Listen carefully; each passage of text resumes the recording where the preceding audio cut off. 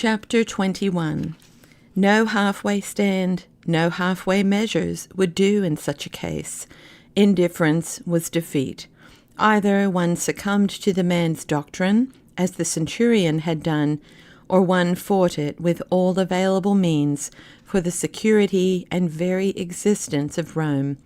I resolved to take my own measures. I began by trying to determine once and for all whether the man called Judah Ishkariot, that is, Judah the man of Kiriot, had indeed been sent to Capharnaum to keep an eye on the dangerous rabbi. If he was the high priest's agent, and what else could he be, I would come to terms with him. Not that this would be easy. This is the way of the Jews. They stand by each other even among the lowest. Whatever may be happening among themselves is their own affair, to be concealed from the eyes of a stranger. But the business turned out more difficult even than I had expected. To begin with, the man had disappeared. The last I had seen of him had been at the sermon on the hill. I heard that he had gone with his rabbi to the surrounding villages, and that some time would pass before they would return. Then I was informed that the rabbi, Yeshua, was back in Capharnaum. If so, his pupil or disciple, or pretended pupil and disciple, I was still baffled by his identity and function, must also be in the town. So it turned out. I sent a message to him with a tax collector, one of our inside trustworthy men, but I did not tell him for what purpose I wished to see Judah Ishkariot. Trustworthy or not, the tax collector was a Jew. One of the peculiar tricks of the Rabbi Yeshua, again, had been a special appeal to the tax gatherers, whom he drew to himself, though they had always been hated by the people. There was an extraordinary subtlety in his methods. His doctrines took away our most reliable men and turned them into secret conspirators against us. I played the pious innocent with this tax collector. I told him that I was greatly interested in the doctrines and miracles of the rabbi, and that I wished to learn more about him through one of his pupils, Judah Ishkariot, whom I had known in Jerusalem. This was the answer which came back. Who was he, the poor and obscure worker, to be known to the hegemon of Jerusalem? No doubt the hegemon was mistaken and had another man in mind. He was continuing the game then, if game it was, which he had begun with me in the house of Simon. I realized that I would have to think of other ways. I could, of course, have sent 2 Ascalonites or Samaritans after him, but violence was not to my purpose. I wanted to win the man's confidence, for, assuming that he was the high priest's agent, it would be an excellent thing to have a double control. Old Hanan was loud enough in his protestations of friendship for us, but what harm would it do if his confidential agent served the common cause by bringing us direct reports so that we would not have to rely on a secondary source? I decided to seek out Judah Ishkariot myself. He was staying, the tax collector informed me, with a certain potter in Capharnaum, a man famous for his learning in the law, Hananiah by name. Judah helped him at his work, mixing the clay, heating the oven, and baking the vessels, and while they worked, the 2 men discussed the sacred scriptures and the new doctrines of Yeshua. I threw a mantle over my Roman uniform, and following the directions of the tax collector, found my way to the little house outside the city on the road to Naim. There I found them seated at the board on which the black clay was heaped, working and conversing quietly. I addressed myself without ado to the man I wanted.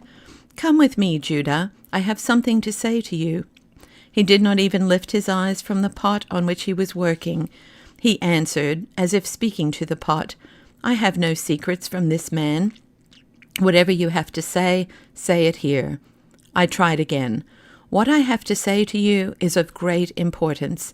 It concerns only you and me, and a third person may not be present." But Judah still gazed steadily at the vessel in his hands and replied, I am a laborer hired by the day. I cannot leave my work. If you have something to say it here, or else wait until evening. There was nothing else to do. If Judah was playing, in the presence of his friend, the role of a simple, innocent man, I had to sustain him in it. I waited outside until evening fell, and when he came out, I approached him and said, in a low voice, Judah Ish Kiriot, you know who I am, and you know that I know you. We have met in Jerusalem, where I am hegemon, and we met but lately in the house of Simon, when your rabbi was teaching and performing his wonders. Quietly but obstinately he returned the old answer, Who am I, that I should know the hegemon of Jerusalem?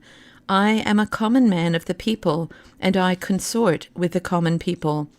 Judah, I am returning shortly to Jerusalem. There I shall see your lord Hanan, the eldest high priest. Have you no message for him? And I tried to catch his gaze, but this time he kept his eyes lowered. Who am I that I should have the honor of knowing the Lord Hanan, the eldest high priest? I have told you that I am of the common people, and my Lord is mistaken. I am not the man he seeks. Judah, I repeat that you are the servant of the high priest. He has sent you here to watch the rabbi of Nazareth and to report on all that he says and does. The high priest is indeed my Lord, as he is the Lord of all pious Jews, but as to the rest, I understand nothing that my Lord says. My patience was now at the breaking point. I said, harshly, Judah, I am the friend of your Lord the high priest. He and I are both interested in the words and acts of your rabbi, Yeshua of Nazareth. This is the matter I would discuss with you. Do not hide from me. But now a startling change came over the man. He lifted his piercing eyes to mine, and they shone with a wild light. Insolently he threw back. My Lord would speak with me concerning the words and acts of my rabbi, Yeshua of Nazareth? Is my Lord a Jew? Has he been admitted to the covenant of Abraham? Does he serve the one and living God of Israel? I am a Roman, and I serve the gods of my country. If so, why does my Lord seek to discuss with me the words and acts of my rabbi? The words and acts of the rabbi are meant only for the children of Israel, and not for strangers. I am the hegemon of Jerusalem, and whatever happens in this land is of interest to me. The hegemon of Jerusalem is set over the tribute which we must pay the Caesar. How does the hegemon of Jerusalem come to be interfering in matters pertaining to our faith in the one and living God of Israel and in his laws?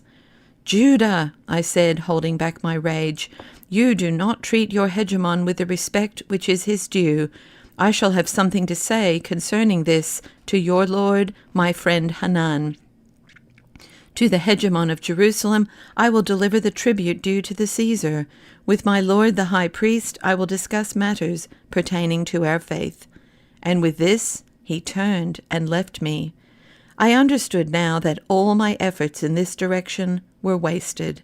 I determined at once to apply to the highest civic authority in the land.